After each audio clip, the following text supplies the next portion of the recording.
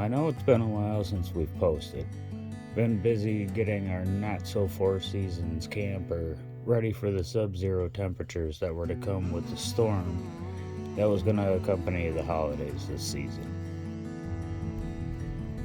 We went from 30s and overcast to sub-zero temperatures, snow, and 50-mile-an-hour winds.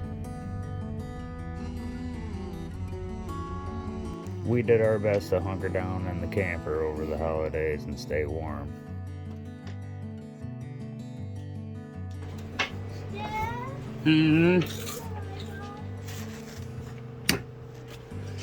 The wind chill had some of our window sills and door jambs looking like a scene straight out of Day After Tomorrow.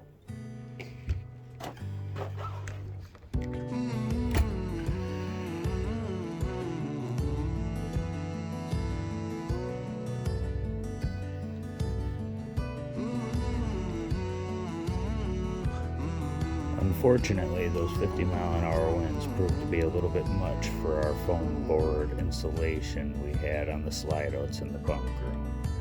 It managed to rip not one but both of them off before the storm had passed.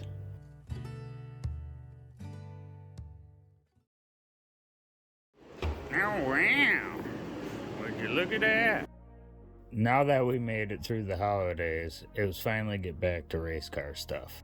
Scott, Ted, and Jamie have been hard after it, even before the holidays were through.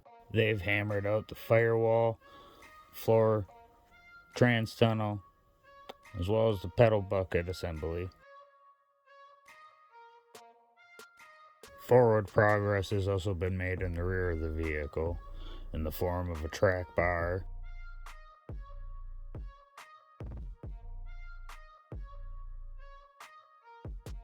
as well as a very fancy anti-roll bar. Battery box has been mounted in the rear of the vehicle, and Jamie did an absolutely phenomenal job with the electronics for this rig. On our to-do list today, though, is to turn these flat pieces of steel into wheel tubs so we can finally start tying in the bed of this truck. We start by running the rear suspension through full travel to see how much clearance we need in order to get these tubs installed in the bed of this truck. It quickly became apparent that we were going to need to cut a good amount of material out of this bed, so I decided to start on the passenger side while Scott decided to start on the driver's.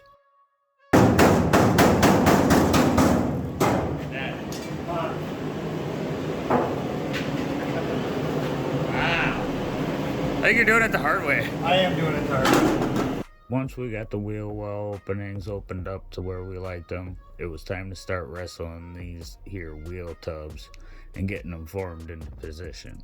We used just about every single curse word under the sun in the process of getting the first one assembled. And unfortunately, we had to call it quits shortly thereafter getting the first one assembled on account of we don't have a tailgate. And we kind of need that in order to keep the box square while we're installing these wheel tubs. So we decided to hit the firewall with another coat of paint and call it a night.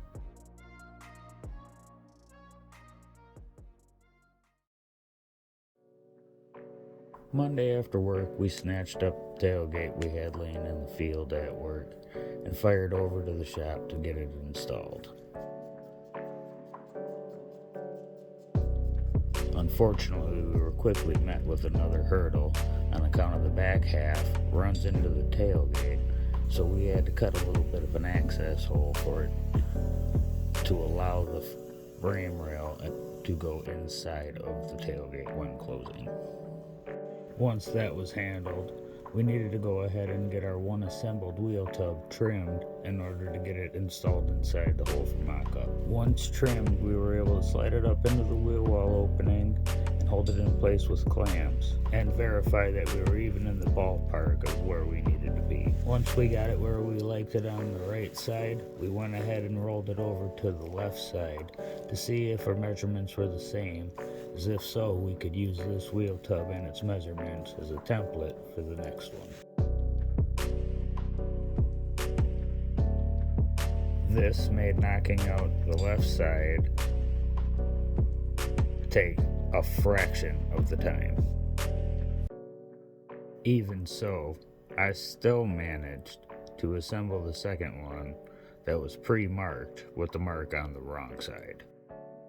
Once trimmed, we gave her one more test fit with the tire just to make sure we had all the clearance that we needed, and then we started tacking them into place. We were running low on shielding gas for the welder, but we had just enough to get both tacked into place so we could throw the meats on and make sure we had clearance where we needed to, and all is good in the hood.